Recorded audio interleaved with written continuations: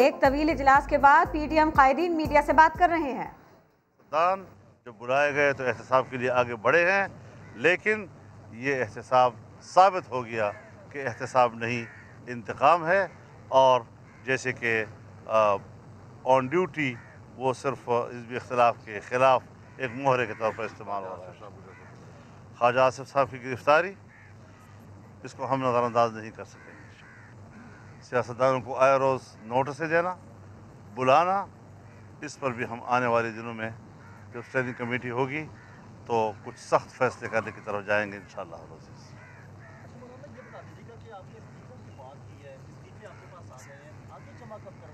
मैं अर्ज़ कर रहा हूँ कि हमने 1 महीने का टाइम दिया हुआ है। हमने कहा कि लॉन्ग मार्च का फैसला भी होगा जब ये मुद्दत पूरी होगी, और इस्तीफ़ों का हिकमत अमली भी वज़ा की जाएगी। हर चीज़ हम बाहमी मशवरे के साथ, किसी बैरूनी दबाव की बुनियाद पर नहीं, बड़ी हिकमत अमली के साथ अपने कार्ड खेलना चाहते हैं। सेनेट के हवाले से और ज़िमनी इंतखाबात के हवाले से मीडिया में जिस तरह आपने आखिरी बात किया, क्या सराहियां हो रही हैं, कोई कह रहा है जा रहा है, कोई नहीं जा रहा। मैं बताना चाहता हूँ, अच्छा किया, बहुत अच्छा किया। ज़िमनी इलेक्शन में बहस हुई है, लेकिन बिल आखिर फैसला ये हुआ है कि ज़िमनी इलेक्शन में हमने हिस्सा लेना है। जहाँ तक सेनेट का ताल्लुक़ है, उसूली तौर पर हम किसी इदारे के इलेक्शन के ख़िलाफ़ नहीं हैं, लेकिन अभी उसमें वक्त है, हालात को मद्देनज़र रखा जाएगा और आगे जो हमारे इजलासात होंगे उसमें हाथ में फैसले किए जाएंगे।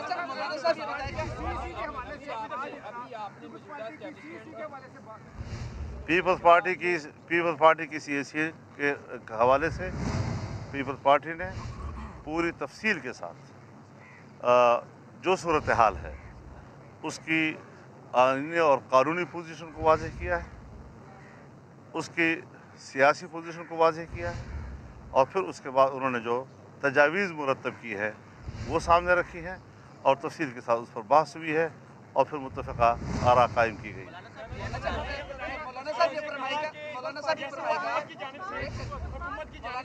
गिरफ्तारियां हो रही हैं, अभी ख्वाजा आसिफ की गिरफ्तारी हुकूमत की जानिब से, मरियम नवाज की कल गुफ्तगू हुई थी, उन्होंने बताया कि मुझे भी ट्रेस किया गया मेरी गाड़ी को। आपकी क़यादत पीडीएम की गिरफ्तार होती है, कौन लीड करेगा इसे?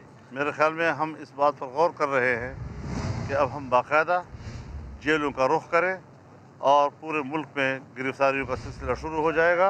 हम इस पर पासपाई इख्तियार नहीं करेंगे इंशाअल्लाह। मौलाना साहब ये फरमाइएगा कि जब मोहम्मद अली दुरानी साहब ने मियां शहबाज शरीफ साहब से मुलाकात की थी तो इस पार्टी की जानिब से तहफ़्फ़ुज़ात आए थे कि बैकडोर जो मुज़ाकरात है ये नहीं होने चाहिए, फिर पीडीएम खुद मुज़ाकरात करे। आप कल बहसियत पीडीएम सरबराह के मोहम्मद अली दुरानी से मिले, तो क्या आपने सबको एतमाद में लिया था, और दूसरा क्या आप डायलॉग की तरफ भी जा रहे हैं कि कहीं पर बातचीत का भी अमल होना चाहिए? इसमें ऐड कर लें, नवाज शरीफ साहब के हवाले से कहा ये जा रहा है कि पीपल्स पार्टी के ज़राए की तरफ से कहा गया कि नवाज शरीफ साहब ने वापस नहीं आने, तो पहले वो आएंगे तो फिर लॉन्ग मार्च होगा, वो क़यादत करेंगे। ये सारी जो है बाहर की वही क़ियास आराइयाँ हैं जो आपके सफ़ों में चल रही हैं और जिस पर हमें दुख होता है। ऐसा क्यों होता है? कोई ऐसी बात न हुई है और न किसी किस्म का कोई बाहर, अब हम इसके ज़िम्मेदार नहीं है। बाकी रही बात जी मोहम्मद अली दुरानी साहब जो हैं वो बग़ैर प्रोग्राम के मेरे पास आए, जहां मैं ठहरता हूं मस्जिद में, आप लोग भी आते रहते हैं, और मीडिया के सामने बात भी हुई, और उन्होंने अपना जो नेशनल डायलॉग का फ़लसफ़ा था वो बयान किया, और उसके जवाब में मैंने कहा कि ये ख़ारिज अज़ इम्कान है। बात ख़त्म हो गई।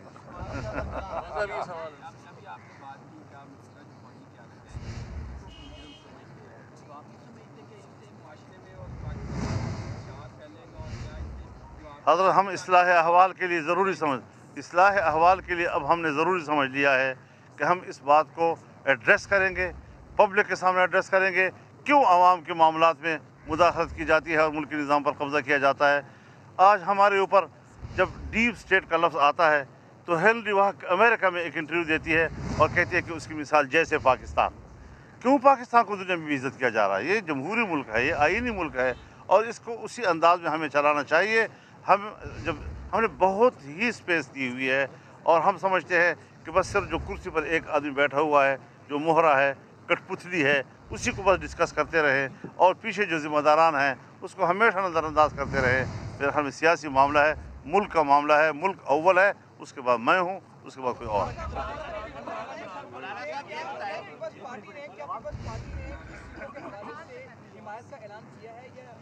पीपल्स पार्टी और हम सब ने 20 सितंबर के ऊपर जो डिक्लेरेशन साइन किया था उसी को हम आगे बढ़ा रहे हैं और बढ़ता चला जा रहा है। आप हजरात तो मुश्किल यह है कि सियासतदान और सहाबी में एक फ़र्क होता है कि जो बात अभी हमने तय नहीं की, आप कहते क्यों तय नहीं की, उसको हल हो जाना चाहिए। अभी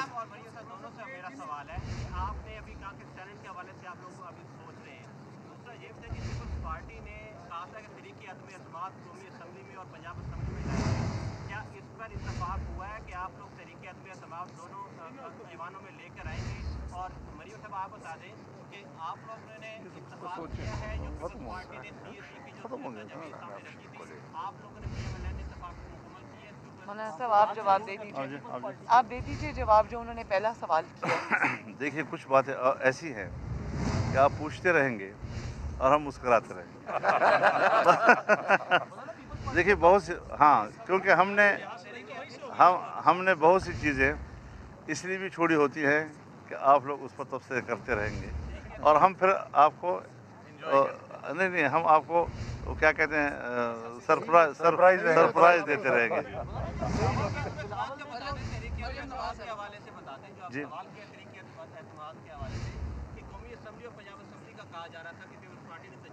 उस पर कोई फैसला नहीं हुआ और बहस होती है, डिस्कशन चलती रहेगी, इसका कोई फौरी जल्दी हमें ज़रूरत नहीं है उसकी।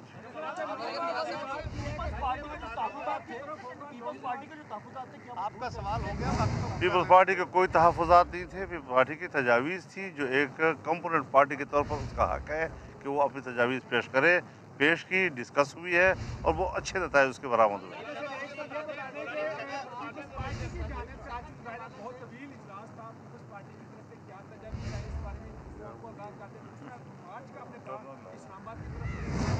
कुछ चीज़ें जो हैं, कुछ चीज़ें जो इजलास के अंदर ज़ेर बहस आती है वो इजलास ही की अमानत होती है। हर बात जो है वो चौकों पे नहीं की जाती। संजीदा माहौल जो है वो संजीदा माहौल में डिस्कस किया जाता है। बाकी ये बात कि हमने गेट नंबर कौन से पे जाना है तो ये फैसला हमें अभी करना है। जी,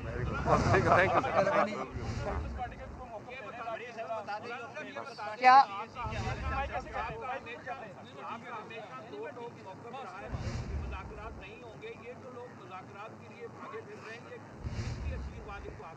कौन भागे फिर रहे हैं?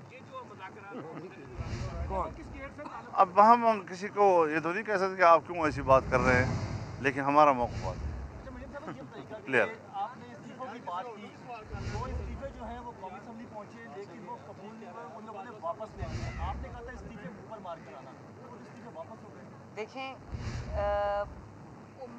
एक तो पीएमएलएन के सारे इस्तीफे मेरे पास आ चुके हैं और इस बात में कोई गुंजाइश ही नहीं कि पीएमएलएन का स्पेशली वो जो 2 मेंबर्स हैं वो अगर पार्टी क़यादत उनको हुक्म करे और वो इस्तीफ़ों से पीछे हटें, ये हो नहीं सकता। और ये उम्मीदें अगर कोई लगा के बैठा है तो उसको नाकामी होगी। बहुत शुक्रिया, बहुत शुक्रिया, बहुत मेहरबानी। मौलाना फजलुर रहमान, मरियम नवाज़ बड़े घंटों के बाद में, एक तवील बैठक के बाद में बाहर आए, मीडिया के सामने बात की, मौलाना से सवाल हुए। उन्होंने कहा संजीदा मौज़ूआत संजीदा माहौल में होते हैं, वहीं डिस्कस किए जाते हैं। इजलास की बात तो इजलास की अमानत होती है। मुस्कुरा के कहा बहुत सारे सवाल ऐसे हैं कि आप सवाल पूछते जाएंगे, हम मुस्कुराते जाएंगे। इसके साथ साथ उन्होंने ये भी कहा है कि 31 जनवरी तक हुकूमत को मुस्ताफ़ी होने की मोहलत दी है और इसके साथ उन्होंने ये भी अहम ऐलान किया कि पार्टी क़यादत को तमाम इस्तीफे मिल चुके हैं, एक हदफ तो हमने हासिल कर लिया है। पीडीएम ने ज़िमनी इलेक्शन लड़ने का फैसला कर लिया है। सेनेट इलेक्शन का फैसला सूरत हाल देखकर करेंगे, ये कहना है फजलुर रहमान का। बड़ी मानी खेज बात उन्होंने ये की कि कुछ बातें ऐसी होती हैं जो आप पूछते रहेंगे लेकिन हम मुस्कुराते रहेंगे। लेकिन इस सारी की सारी धुंध में एक मामले से धुंध छटी कि जो तजावीज़ पाकिस्तान पीपल्स पार्टी की सीईसी से आई थी उनका बड़ा हिस्सा ऐसा लगता है कि मौलाना ने और नून लीग ने मान लिया है, कुछ ऐसा ही महसूस हुआ। पीडीएम के जो तहफ़्फ़ुज़ात थे, जो इख्तलाफात थे, उससे मुतालिक उन्होंने ये कहा कि वो अफवाहें थीं जो दम तोड़ चुकी हैं। पीडीएम की क़यादत पहले से ज़्यादा मजबूत नजर आई है। 31 दिसंबर तक तमाम मेंबरान असेंबली इस्तीफे पार्टी क़यादत तक पहुँचाएंगे। तमाम पार्टी क़यादत को इस्तीफे मिल चुके हैं और ये एक हदफ था जिसको हमने हासिल कर लिया है। 31 जनवरी तक हुकूमत को मुस्ताफ़ी होने की मोहलत दी है PDM का ये इजलास, जिसके बाद अहम ऐलान किया गया है। एक बात जो उन्होंने PP की CEC के बाद दोबारा हमने सुनी, जो यहाँ इस प्लेटफॉर्म से दोहराई गई, वो ये कि अब एहतजाज होगा, अब रैलीज होंगी, अब मुजाहरे होंगे और वो मुजाहरे कहीं भी हो सकते हैं, बड़ी तादाद में हो सकते हैं, मुख्तलिफ मकामात पर हो सकते हैं। उन्होंने कहा कि इलेक्शन कमीशन के सामने मुजाहरा करेंगे, नैब दफातर के सामने मुजाहरा करेंगे, नैब को इंतकाम के लिए इस्तेमाल किया जा रहा है, इस बात को दोहराएंगे, मनवाएंगे। 31 जनवरी के बाद लॉन्ग मार्च का फैसला किया जाएगा, उससे पहले इजलास होंगे, इजलास पर इजलास होंगे। और बिल्कुल इसके साथ साथ ये भी उन्होंने कहा कि PDM की क़यादत अब लॉन्ग मार्च का ऐलान करेगी और फैसला करेंगे कि लॉन्ग मार्च हमने इस्लामाबाद की तरफ करना है या फिर ये मार्च पिंडी की तरफ होगा। लेकिन इससे पहले 31 जनवरी तक हुकूमत को मुस्ताफ़ी होने की मोहलत देते हैं। पार्टी क़यादत के पास तमाम इस्तीफे आ चुके हैं। एक हदफ था जिसको हासिल कर लिया है। PDM ने ज़िमनी इलेक्शन लड़ने का भी फैसला किया है और उन्होंने ये भी कहा कि ख्वाजा आसिफ की गिरफ्तारी या इस तरह से दीगर सियासतदानों को नोटिस भेजना, ये सब कुछ नाकाबिले बर्दाश्त है, इसकी भरपूर अंदाज में मजम्मत करते हैं। ख्वाजा आसिफ की गिरफ्तारी पर उन्होंने कहा कि हम इसे बर्दाश्त नहीं कर सकते। अब बाहमी मुशावरत PDM में होती रहेगी, हुकूमत के पास 1 माह की मोहलत रहेगी और जो कुछ PDM के प्लेटफॉर्म से कहा जा रहा है, उन्होंने इस बात को भी दोहराया कि बहुत सोच समझकर कहा गया है, बहुत सोच समझकर इत्तेफाक के साथ PDM अपना बयानिया सबके सामने ला रही है। सवाल का जवाब देते हुए उन्होंने कहा कि मोहम्मद अली दुरानी बिल्कुल आए थे मिलने के लिए मौलाना से, लेकिन ठीक वैसे ही आए थे जैसे आप लोग यहाँ पर आ जाते हैं, हमसे मिल लेते हैं। और फिर उन्होंने ये भी कहा कि उन्होंने नेशनल डायलॉग का फ़लसफ़ा बयान किया था, जिसे मौलाना ने खारिज इम्कान करार दे दिया, वहीं के वहीं जवाब दे दिया। मुलाकात तो हुई लेकिन बातचीत होगी, इस सब को उन्होंने रद्द कर दिया। मौलाना फजलुर रहमान ने मीडिया टॉक की थी, तब भी ये कहा था। आज जब इतने घंटों के तवील इजलास के बाद PDM कायदीन इकट्ठा हुए हैं, तो हम आपको याद दिला देते हैं कि इसमें वीडियो लिंक के जरिए शिरकत की है पाकिस्तान पीपल्स पार्टी ने, यानी बिलावल भुट्टो जरदारी और आसिफ अली जरदारी ने, इसीलिए इस मीडिया टॉक में वो शामिल नहीं थे। इस वक्त सूबाई वजीर फयाजुल हसन चौहान साहब हमारे साथ मौजूद हैं। चौहान साहब, बिलाखिर इजलास ख़त्म हुआ, कुछ अहम ऐलानात किए हैं PDM ने और ये कहा है कि ज़िमनी इंतखाब में हिस्सा लेंगे, लेकिन हुकूमत के पास अब सिर्फ 31 जनवरी तक डेडलाइन है, मुस्ताफ़ी ना हुए तो फिर लॉन्ग मार्च होगा।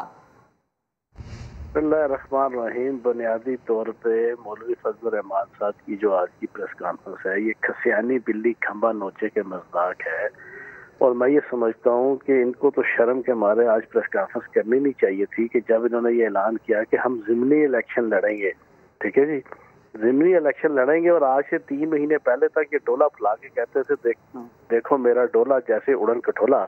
इस तरह जनाब ये सियासी मसद दिखाया करते थे और कहते थे कि कोई इलेक्शन नहीं होंगे, कोई सेनेट के इलेक्शन नहीं होंगे। 31 दिसंबर तक आर और पार की 31 दिसंबर तक की कहानी इन्होंने दिखाई और चलाई। लेकिन अब ये शहबाज शरीफ साहब और आसिफ अली जरदारी साहब ने इनकी सारी की सारी प्लानिंग, इनकी सारी की सारी स्ट्रेटजी का बेड़ा गर्क कर दिया। इनके सांस खुशक हुए हैं और अब गोंगलों से मिट्टी झाड़ने के लिए ये मीडिया के सामने आके अपने मुंह से मान लिया कि अब ज़िमनी इलेक्शन भी लड़ेंगे। साथ फिर वही बात पुरानी कि चलो इज्जत थोड़ी सी बच जाए मीडिया के सामने कि 31 मार्च तक इस्तीफा दे दे, लेकिन अब ये ना इस्तीफे देंगे। अगर इस्तीफे देने होते तो आज कल जनाब मिलते तरले ना कर रहे होते सजाद अवान और इनके जनाब मुर्तज़ा अब्बासी साहब स्पीकर के। चौहान साहब प्लीज इसका जवाब दे दीजिएगा। मौलाना फजलुर रहमान कहते हैं अब ये फैसला करेंगे कि लॉन्ग मार्च इस्लामाबाद की तरफ होगा या फिर पिंडी की तरफ। अपोजिशन आखिर चाहती क्या है, इन्हें करना क्या है?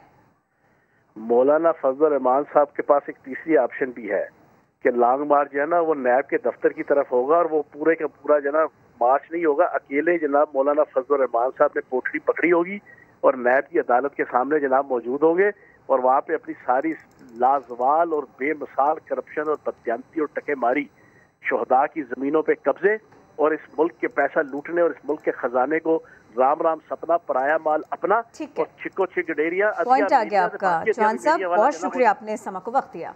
मौलाना फजलुर रहमान खामखा धमा चौकड़ी मचा रहे हैं, पिच से बाहर खेल रहे हैं। वज़ीर दाखिला शेख रशीद की PDM सरबरा पर तनकीद, कहा फजलुर रहमान चाहते हैं कि बड़ी सियासी जमात से सियासी गलती करवाई जाए ताकि मुल्क में बहरान पैदा हो जाए, लेकिन ऐसा होगा नहीं। वो पेशावर में मीडिया से बात कर रहे थे। एक अच्छी बात यह है कि पीपल्स पार्टी ने सेनेट असेंबली इलेक्शन में पार्टिसिपेट करने का फैसला किया है और मुझे पूरा यकीन है कि नून लीग भी इस पर काम करेगी, क्योंकि फजलुर रहमान साहब की तो वहाँ सीट कोई नहीं। वैसे ही वो इस वक्त धमा चौकड़ी मचाए बैठे हैं, पिच से बाहर खेल रहे हैं। दूर अंदेश सियासतदान जो है वो मुज़ाकरात के दरवाजे कभी बंद नहीं करता और बंद गली में कभी दाखिल नहीं होता। पीपल्स पार्टी तो बाहर निकल गई है, लेकिन उनका पूरा इरादा ये है कि इनको बंद गली में ले जाके इनसे कोई सियासी गलती करवाई जाए ताकि मुल्क में कोई बहरान पैदा हो। फजलुर रहमान किसके कहने पे पड़ा, दा टोल दा पख्तून दा फैसला करेगा। नवाज शरीफ साहब का पासपोर्ट जो है 16 तारीख को ख़त्म हो रहे हैं। पूरी कोशिश की जा रही है कि उनको वापस लाया जाए, लेकिन ब्रिटिश के साथ अभी कोई ट्रीटी नहीं है। अभी मुझे ये नहीं पता कि नवाज शरीफ साहब कब वापस जाएंगे। आगे जानिए, मुझे अपने मुल्क को जितवाना है। स्टॉक एक्सचेंज और बरामदात ऊपर, महंगाई नीचे, नए साल का बेहतरीन आगाज। मुल्क की मईशत तरक्की की राह पर गामजन। 100 इंडेक्स 44,000 पॉइंट्स की सतह अबूर कर गया। दिसंबर में बरामदात में 18.5% इजाफे का नया रिकॉर्ड कायम हो गया। महंगाई को ब्रेक लगे तो 1.5 साल की कम तरीन सतह पर आ गई। नए साल में पाकिस्तान के लिए अच्छी खबरों का तांता बंध गया। दिसंबर में माहाना मुल्की बरामदात का नया रिकॉर्ड कायम हो गया। 2019 की निस्बत दिसंबर 2020 में बरामदात में 18% इजाफा हुआ। बरामदात का हजम 2 अरब 35 करोड़ 70 लाख डॉलर रहा। रिकॉर्ड एक्सपोर्ट पर वजीर आजम इमरान खान ने तमाम बरामद कुनंदगान को मुबारकबाद दी। ट्विटर पैगाम में लिखा कि शाबाश, इस रुझान को जारी रखें। बरामदात में इजाफा हुकूमत की मुआशी पॉलिसी का अहम सतून है। बरामदाती कल्चर को फरोग देने के लिए मुकम्मल ताउन करेंगे। नए साल के पहले दिन स्टॉक मार्केट में भी भरपूर तेजी देखी गई। 2 साल 8 माह बाद स्टॉक मार्केट 44,000 पॉइंट्स की सतह उबूर कर गई। 100 इंडेक्स 689 पॉइंट इजाफे के बाद 44,434 पर बंद हुआ। उधर साल 2020 जाते जाते महंगाई में कमी भी कर गया। मुल्क में महंगाई 1.5 साल की कम तरीन सतह पर आ गई। दिसंबर में महंगाई की शरह 8% रिकॉर्ड की गई। दिसंबर में आलू, प्याज, टमाटर, सब्जियां, चीनी और गंदम समेत मुतादिद अशिया सस्ती हुई। वसीम अकरम प्लस ने कोतवाले लाहौर को खैरबाद क्यों कहा, थोड़ी देर में बताएंगे। 2.5 बरस में तब्दीली सरकार ने आवाम के लिए क्या क्या किया, बड़ी कामयाबियां क्या रही, वजीर आजम इमरान खान ने सब बताया। कहा ये 2 साल जिंदगी के मुश्किल तरीन रहे। 20 अरब डॉलर्स कर्ज वापस किया। 17 साल बाद करंट अकाउंट 5 महीने से मुस्बत है। कर्ज ना देना पड़े तो आमदनी ज़्यादा और खर्चे कम है। कप्तान हमेशा अपनी टीम को बदलता है और वजीर आजम चाहते हैं कि मुल्क जीते। 2021 का आगाज़ है। दिल कह रहा है पाकिस्तान बहुत आगे जाएगा, मसाइल ख़त्म होते जाएंगे और आवाम के लिए तरक्की होगी। 2 साल में 20 अरब डॉलर्स कर्ज वापस किया। 17 साल बाद करंट अकाउंट 5 महीने से मुस्बत है। कर्ज न देना पड़े तो आमदनी ज़्यादा और खर्चे कम है। दूसरी जानिब बुज़दार सरकार ने एक बार फिर CCPO लाहौर को तब्दील कर दिया। कमान उमर शेख से लेकर गुलाम महमूद डोगर को सौंप दी। मुआवने खुसूसी बराए इतलात फिरदौस आशिकवान कहती हैं जो अच्छी कारकर्दगी दिखाएगा वही ओहदे पर रहेगा। जहांगीर खान की रिपोर्ट। 2.5 साल में तीसरा CCPO तब्दील। उमर शेख की जगह गुलाम महमूद डोगर को कमान सौंप दी गई। सरबराह लाहौर पुलिस की तब्दीली का नोटिफिकेशन जारी कर दिया गया है। गुलाम महमूद डोगर इससे कबल भी लाहौर में चीफ ट्रैफिक ऑफिसर और DIG ऑपरेशंस के फराइज सर अंजाम दे चुके हैं। वज़ीर आला की मुआवने खुसूसी का कहना है कि हुकूमत की पॉलिसी है कि जो अच्छी कारकर्दगी दिखाएगा वही ओहदे पर रहेगा।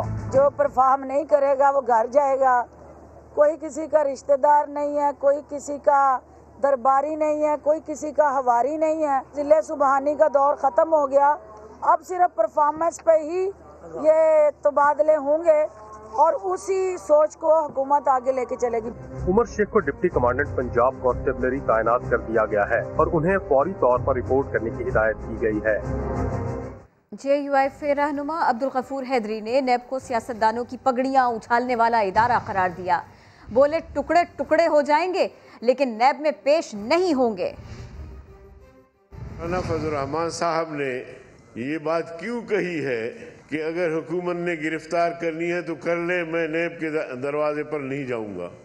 हम टुकड़े टुकड़े हो जाएं, नैब में पेश नहीं होंगे, इसलिए कि वो पहले पगड़ियां उछालता है, पहले बदनाम करता है, रुस्वा करता है और उसके बाद फिर गिरफ्तारी के बाद कहते हैं कि जी कुछ नहीं निकला। इस किस्म के झूठे इदारे को, जो कि किसी के कहने पर वो हमारी पगड़ियां उछालता है, तो उनके इस किस्म के फैसलों को, इस किस्म के कवानीन को, जो सियासतदानों के पगड़ियां उछाले, उनको रुस्वा करे, मैं ऐसे कवानीन को जूते की नोक पे रखता हूं। और नैब पर इल्जाम लगाने वाले बताएं क्या पैनामा पेपर्स नैब ने जारी किए थे। मुराद सईद का सेनेट में खिताब, कहा अदालत में करप्शन साबित हो तो इदारों को निशाना बनाते हैं। नून लीग ने 1000 सफ़ात के दस्तावेजी सबूत चैलेंज तक नहीं किए। आमदन से ज्यादा है तो तुम्हें क्या। जो अभी सेनेटर साहब ने जिस अंदाज से ट्रेजरी बेंचेस को धमकी दे के मुखातिब किया, जवाब ये होते हैं कि आपके बच्चों के ऊपर जमीन तंग कर देंगे, हमने हमेशा यहाँ पे रहना है, नैब की क्या मजाल। ये होते कौन है हमसे सवाल पूछने वाले। चट्टी का दूध याद दिला देंगे, पर काट देंगे, लोहे के चन्ने, ये बयानात दिए जाते हैं चेयरमैन साहब। ये नहीं कहा जाता कि हक हलाल की कमाई है। ये फेक अकाउंट्स का केस जो है, न्यूयॉर्क टाइम्स में जनवरी 9, 1998 को आर्टिकल आता है चेयरमैन साहब, उसमें जिक्र होता है कि किस अंदाज से बाहर जायदादें बनाई जा रही है। स्विस अकाउंट्स का जिक्र है, सिर्फ महल का जिक्र है, हेलीकॉप्टर केस का जिक्र है, जहाजों की डीलिंग का जिक्र है, गोल्ड के हवाले से करप्शन का जिक्र है। 1000 सफ़ात के डॉक्यूमेंट हमारे पास है और चैलेंज करें, नहीं चैलेंज किया गया।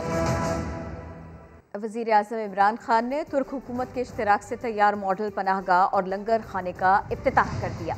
इमरान खान ने बेघर गरीबों के साथ खाना भी खाया। अब्बास शबीर रिपोर्ट कर रहे हैं। वज़ीर आज़म के नए साल में पहली ही शाम गरीब बेघर अफराद के नाम तरनौल में तुर्क इश्तराक से तैयार मॉडल पनाहगाह और लंगर खाने का इफ्तिताह कर दिया। मामले खसूसी डॉक्टर सानिया निश्तर, MD बैतुल माल ओन अब्बास और तुर्क सफीर एहसान मुस्तफ़ा भी साथ थे।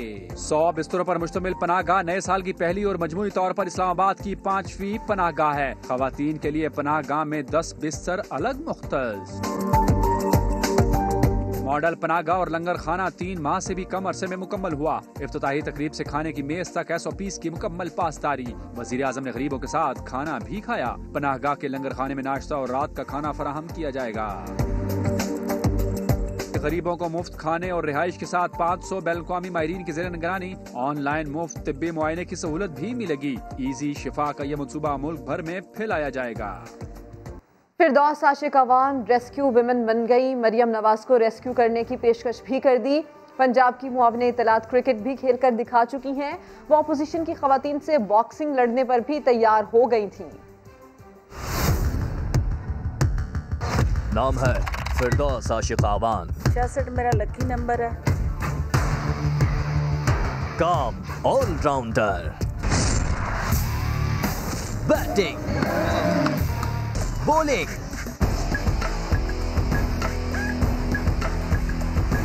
Judo, karate. लीग जिस मर्जी बॉक्सर को ले आए, हम उन्हें पहले राउंड में नॉकआउट करें। ये हमारा ना थे, ये हमारा ना थे। सियासी रिंग में मुखालिफ को जख्मी करके खुद ही रेस्क्यू के लिए भी निकल पड़ती हैं, यानी राइटिंग। मरियम नवाज चूँकि इस वक्त जख्मी है, उसको रेस्क्यू करने के लिए भी मैं तैयार हूँ। मगर ये वजीर आला पंजाब की मुआविन खुसूसी बराए इत्तलाआत हैं। आपको कराची से खबर दें, जहां FIA ने कार्रवाई की है। बच्ची की गैर अखलाकी तस्वीर बनाकर वालिदा से रकम का मुतालबा करने वाला मुलजिम गिरफ्तार कर लिया गया। FIA साइबर क्राइम सर्कल के डिप्टी डायरेक्टर के मुताबिक मुलजिम के खिलाफ चाइल्ड पोर्नोग्राफी एक्ट के तहत मुकदमा दर्ज कर लिया गया। मुलजिम 13 साल बच्ची को घर में पढ़ाने के लिए आता था। इसी दौरान गैर अखलाकी तस्वीर बनाई और उसकी वालिदा को ब्लैकमेल करने लगा। खातून की शिकायत पर मुलजिम को गुलशन इकबाल से गिरफ्तार किया गया।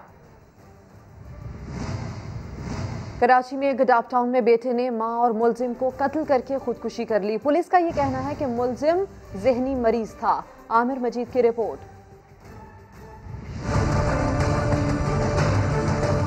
गडाप टाउन में निजी हाउसिंग स्कीम के अपार्टमेंट में पेश आया अफसोसनाक वाकया। 22 साला शुमाइल ने फायरिंग करके वालिदा सलमा और मुलाजिम फारूक को कत्ल कर दिया। मुलजिम रात से गायब था। वालिद और छोटा भाई शुमाइल की तलाश में गए हुए थे। शुमाइल घर आया और दरवाजा अंदर से बंद कर लिया। वालिद और छोटे भाई ने अंदर जाने की कोशिश की तो मुलजिम ने सबको गोली मारने की धमकी भी दी। आंटी जो है गैलरी में आके चिल्लाती हैं कि मुझे बचाओ, कि सीढ़ी लेके आओ, मुझे बचाओ। और बस शुमाइल भाई आते हैं, वो कहते हैं भाई बिस्मिल्लाह पढ़ लो, अल्लाहु अकबर बोलो, और गोली की आवाज़ आती है। कुछ देर बाद मुलजिम कमरे से बाहर निकला, वालिदा और मुलाजिम फारूक को फायरिंग करके कत्ल किया और फ्लैट से बाहर आकर अपार्टमेंट की लॉबी में खुदकुशी कर ली। मुलजिम ने पहले अपनी वालिदा को गोली मारी है और उसके बाद अपने मुलाजिम को गोली मारी है और उसके बाद वहाँ से भागता हुआ फरार होते हुए आया है। और कैमरा में मोहसिन आपको दिखाएं तो ये वो स्पॉट है जहाँ पर आके उसने खुद को भी गोली मार दी है। पुलिस के मुताबिक मुलजिम जहनी मरीज था और कुछ अरसे कबल मुख्तलिफ अस्पतालों में जेरे इलाज भी रहा था। साथी रिपोर्टर रहमान खान के साथ आमिर मजीद, समा,